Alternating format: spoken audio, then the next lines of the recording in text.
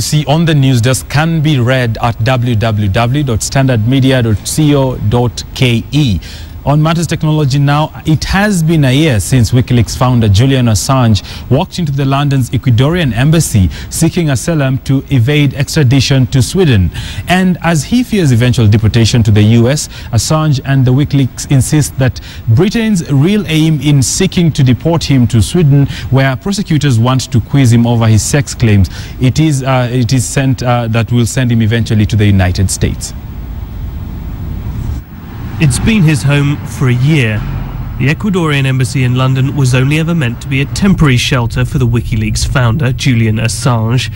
Walking in on June the 19th last year, he claimed asylum in a sensational bid to avoid extradition to Sweden over alleged sex crimes.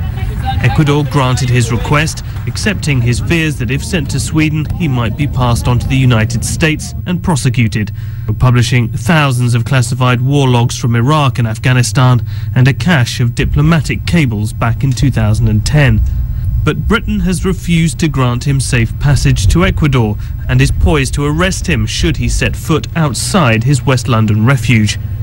A stalemate that has cost Assange his freedom and Britain around £4 million in round-the-clock policing. 6 months in, and the Australian computer hacker was still defiant. It has become my home, my office, and my refuge. Thanks to the principled stance of the Ecuadorian government and the support of its people, I am safe in this embassy to speak to you. And safe to speak to the world. From his self-imposed confines, Assange has presided over countless Wikileaks publications and has continued to address supporters around the world by Skype and video link. Another cause célèbre for Assange, that of Wikileaks whistleblower Bradley Manning, currently on trial in the US. Now, why they are going for Bradley Manning to erect a precedent that if any person in the US government speaks to a journalist, they are then speaking to the public, that they are then speaking to Al-Qaeda, because Al-Qaeda is a member of the public. Entering the embassy a year ago was another in a long line of theatrical twists in Assange's fight against extradition to Sweden.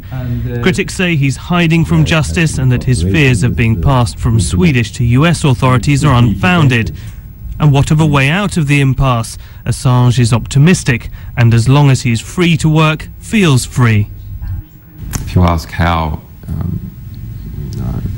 I deal with the difficulties of being confined, well, actually, my mind is not confined. The position here in the UK is softening. Of course, it will never publicly humiliate the United States by offering me safe passage in a manner that doesn't seem to be forced. Safe passage to Ecuador, extradition to Sweden, arrest, escape or continued confinement. The drama that has become the life of Julian Assange will no doubt continue to play out over the next 12 months.